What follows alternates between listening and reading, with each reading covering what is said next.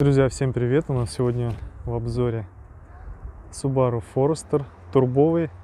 К сожалению, не VRX STI никакой, но все равно турбо. 230 сил, уже весело, кросс-спорт. А у Legacy у нас идет 280 сил. Здесь, насколько помню, было 230.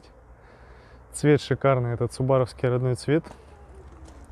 Ну, давайте заглянем в салон, посмотрим, что у нас по Subaru. Конечно, машину турбовую, вроде бы как ожидаешь что-то уникального, но здесь от турбовой машины по факту ожидать нечего. Это вам не Toyota, это Subaru. Все реально настолько аскетично, по-исполински.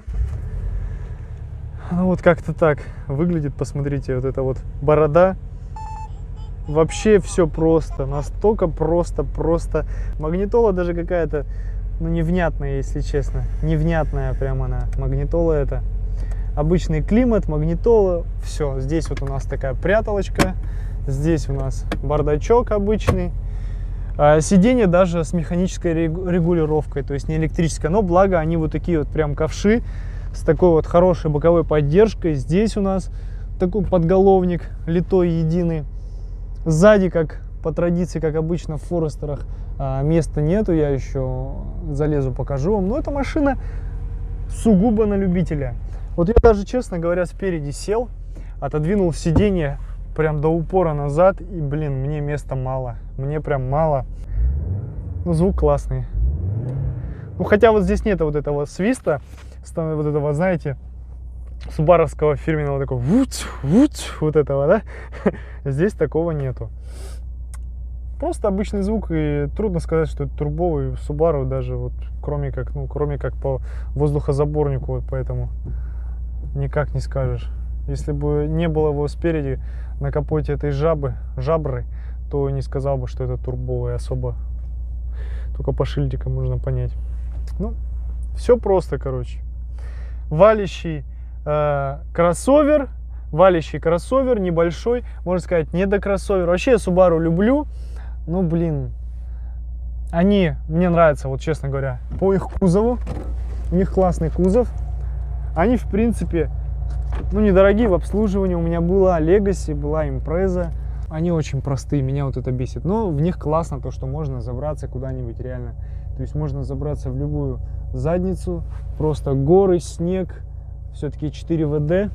Хотя он достаточно здесь и примитивный, но тем не менее он очень живо помогает на самом деле.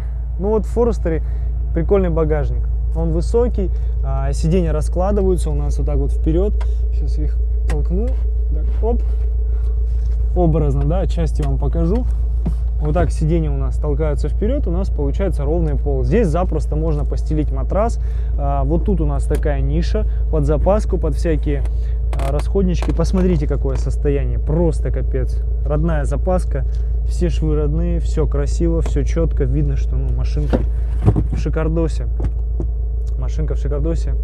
О, у нас даже здесь то ли колонка, то ли сабвуфер стоит. Наверное, сабвуфер, скорее всего, если он один здесь.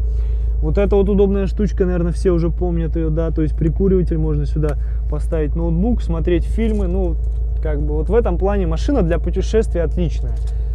Но реально вчетвером, честно скажу, вам в ней будет тесно в этой машине. То есть вчетвером места будет мало, потому что сзади, ну, вы не сядете просто адекватно. Вот я за собой сейчас сяду, при том, что мне спереди было места маловато. Все, вот прям впритык. Вот впритык.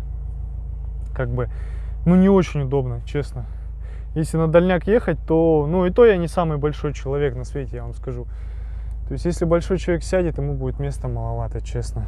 А так, машинка очень, она достойная в плане расходников, в плане ездовых характеристик. Она отлично управляется. Она не ломается, да, вот эти вот. Ходят вот эти вот слухи про 4-й цилиндр, то, что он стучит, но если вы масло меняете, машину не мучаете, то не будет он у вас стучать. У меня было 2, и ни один из 8 цилиндров у 2 машин не стучал. Так что, в принципе, рекомендую. Информацию по ценам и описанию я оставлю под роликом. Все, всем спасибо за просмотр, пока.